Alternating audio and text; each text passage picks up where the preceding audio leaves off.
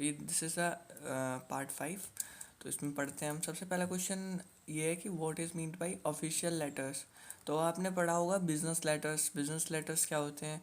तो business letters and official letter ये दोनों अलग अलग होते हैं वैसे, ठीक है। तो ऑफिशियल लेटर्स क्या होते हैं? ऑफिशियल लेटर्स वो लेटर्स होते हैं जो एक प्रॉपर फॉर्मल लेटर्स होते हैं, एंड ये किस किस के बीच में ये भेजे जाते हैं? तो between government officers and between government departments and outside persons और business houses.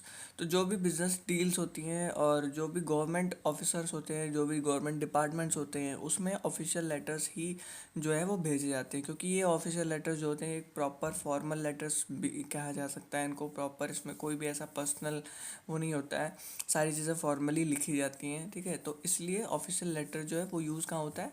Between the government officers. तो official letters we mean those letters which are exchanged between the government officers and government department and outside persons या business houses, ठीक है। समझ गए? Some characteristics of official letters. तो official letter, सबसे पहली चीज़, official letters are written in straightforward, clear and orderly language, ठीक है। यहाँ पर बिल्कुल स्ट्रेट फॉरवर्ड लिखा जाता है कि आपको क्या कहना है, और क्लियर लिखा जाता है कि क्या मतलब सिचुएशन है, क्या प्रॉब्लम है, ये किस लिए आप लिख रहे हो, बिल्कुल क्लियर सब्जेक्ट में।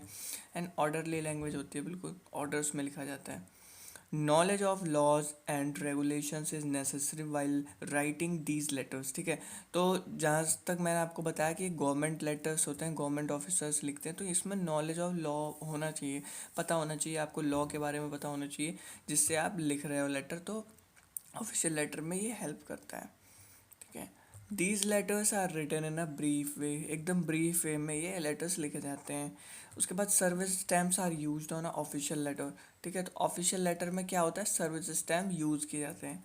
सर्विस स्टैम्प जस्ट स्टैम्प, एक मुहर होती है, वो यूज़ होनी चाहिए आपकी ऑफिशियल लेटर में। These letters are completely formal and are of serious nature, ठीक है।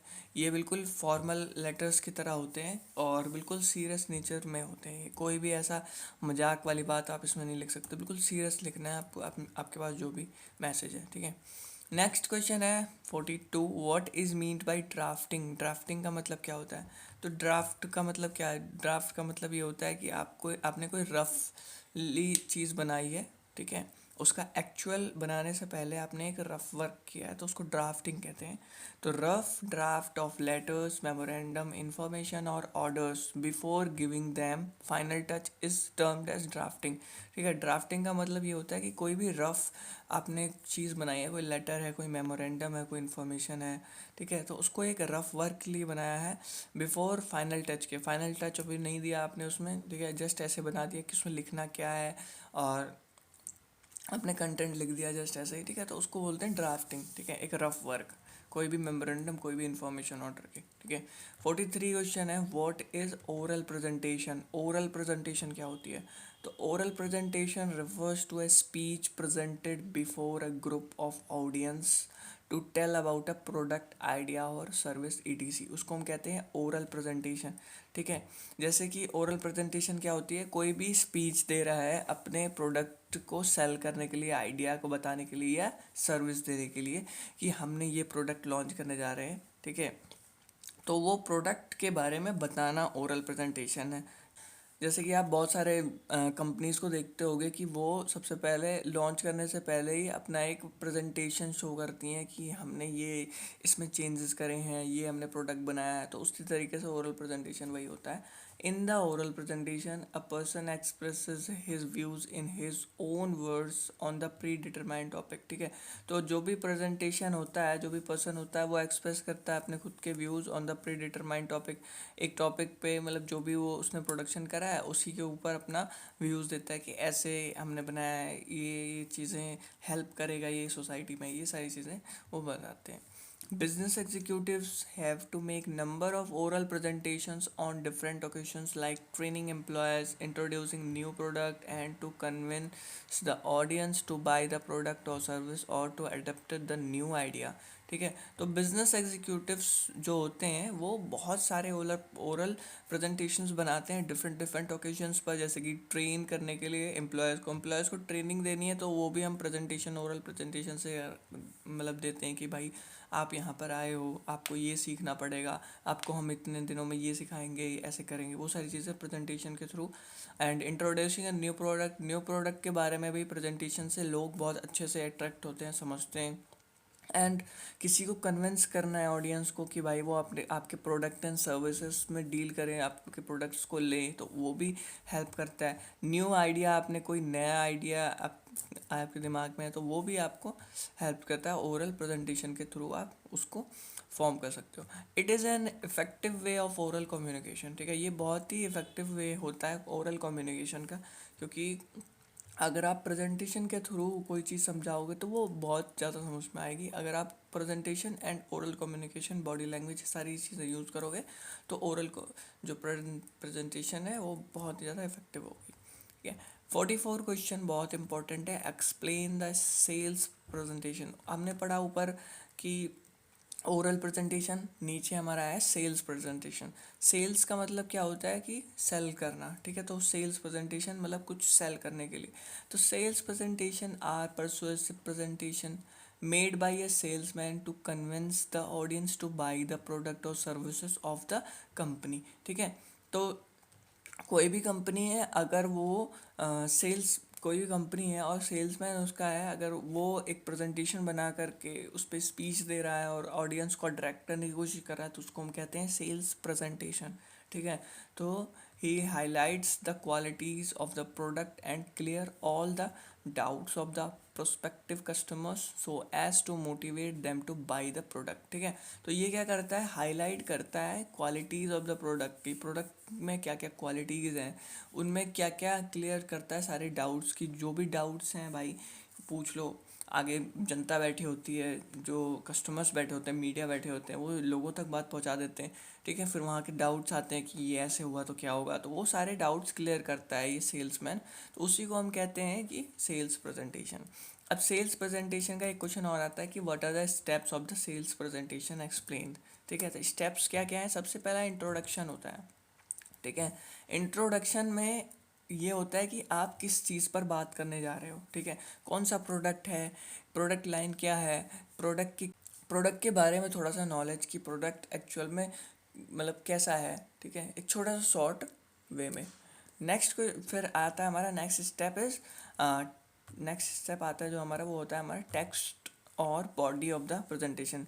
टेक्स्ट और बॉडी ऑफ द प्रेजेंटेशन का मतलब सिंपल सा है कि जब आप मतलब उसको इंट्रोड्यूस करोगे तो उसके बारे में एक ब्रीफ, एक शॉर्ट में आप बताओगे कि एक्चुअल में वो प्रोडक्ट है क्या, हमने क्यों बनाया है, हिस्ट्री में क्या था उसका, हमने या तो उसमें अपडेट्स लाए हैं कुछ प्रोडक्ट में या क्या है, वो सारी चीज़ें आप इस बॉडी ऑफ द प्रेजेंटेशन में बताओगे।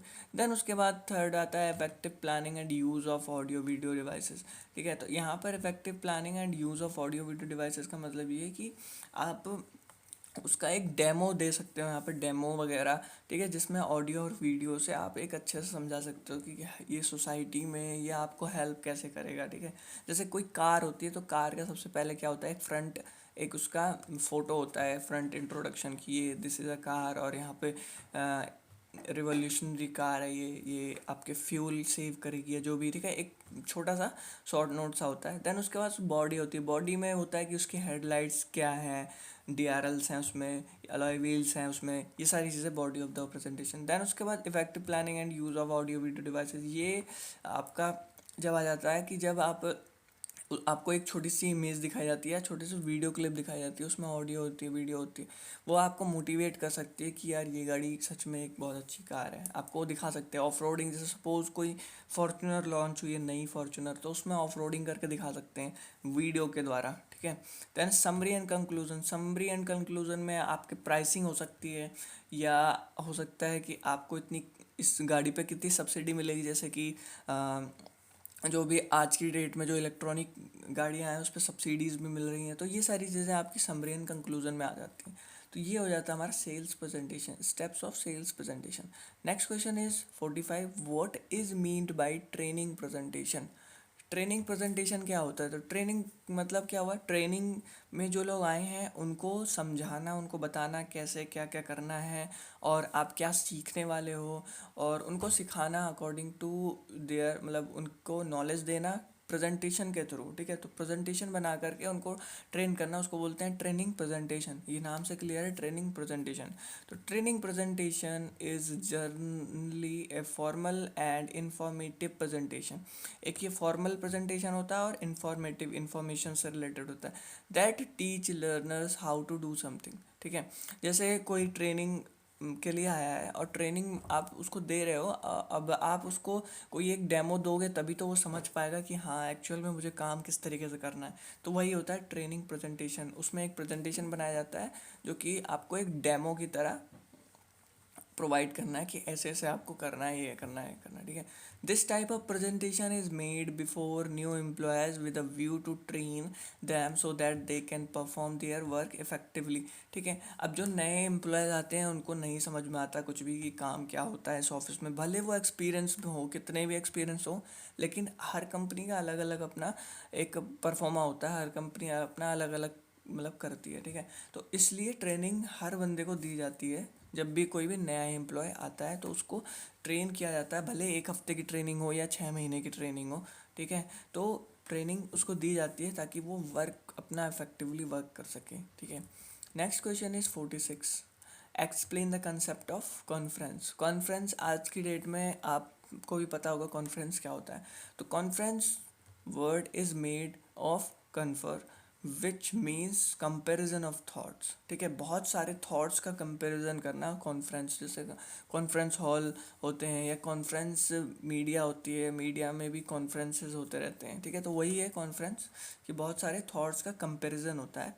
द एक्सचेंज ऑफ थॉट्स और information on a particular interesting topic is termed as conference. ठीक है, बहुत सारे एक्सचेंज करना बहुत सारे थॉट्स या इन्फॉर्मेशन को ऑन अ पर्टिकुलर टॉपिक पे, उसको ये कहते हैं अब conference. Mostly organisations either they may be private और गवर्नमेंट और एजुकेशनल एंड साइंटिफिक। ठीक है, organise time to time conferences to get the latest informations. ठीक है, तो बहुत सारे ऑर्गेनाइजेशंस जो प्राइवेट हैं, गवर्नमेंट हैं, एजुकेशनल हैं, साइंटिफिक हैं, ऑर्गेनाइज करते हैं वो टाइम टू टाइम कॉन्फ्रेंसेस, ताकि उन्हें एक लेटेस्ट इन्फॉर्मेशंस मिलती रहें। तो कॉन्फ्रेंस का मतलब क्या होता है, बहुत सारे थॉट्स, कंपैरिजन ऑफ थॉट्स। ठीक है, एक पर्टिकुलर टॉपिक पर बहुत सारे थॉट्स जब कोई एक्सचेंज करता है आपस में कि भाई ऐसा है, ये इस तरीके से चल रहा है, ये ऐसे चल रहा है, तो वो कॉन्फ्रेंस होता है।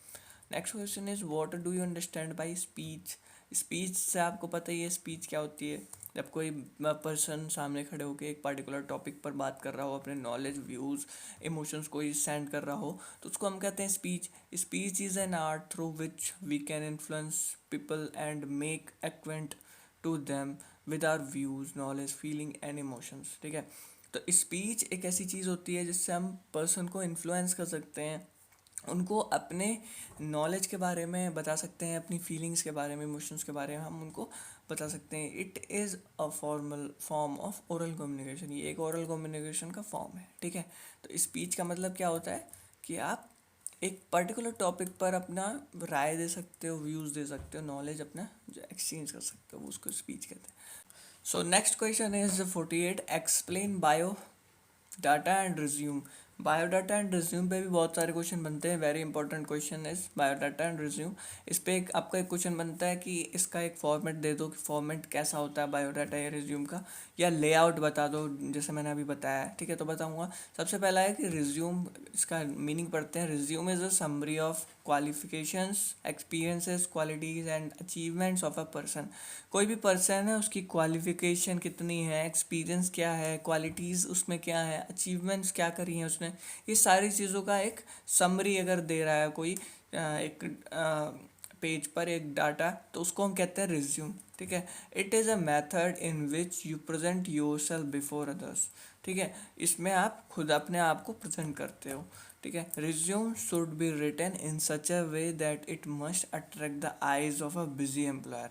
ठीक है, तो रिज्यूम आपको इस तरीके से बनाना होता है कि सामने वाला आपका रिज्यूम पढ़े बिना ही उसकी आंखें आपके रिज्यूम पर चली जाएं और वो चाहे पढ़ना आपके रिज्यूम को, ठीक है। आपको उसमें कुछ ऐसी बातें लिखनी है कि वो चाहे कि हाँ यार इसने बहुत सही ये लिखा है रिज्यूम, मतलब स्किल्स उसने लिखी हैं, एक्सपीरियंस लिखा। तो इस तरीके से रिज्यूम बनाना होता है कि वो बिजी आंखें, उसकी जो बिजी जो आइज़ हैं, बिजी बिजी होगा ना भाई, कोई भी जो एम्प्लॉयर है वो तो बिजी रहते हैं, तो उन बिजी एम्प्लॉयर्स की भी आंखें उस पर अट्रैक्ट हो जाएं।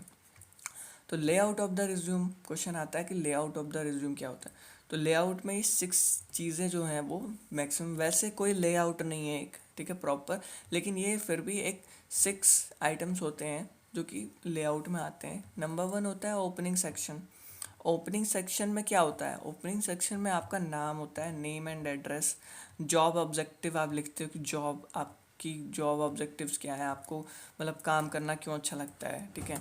तो वो होता है जॉब ऑब्जेक्टिव, क्या आपके गोल्स हैं। तो name and address, job objective, email वगैरह, ठीक है, ये सारी चीज़ें।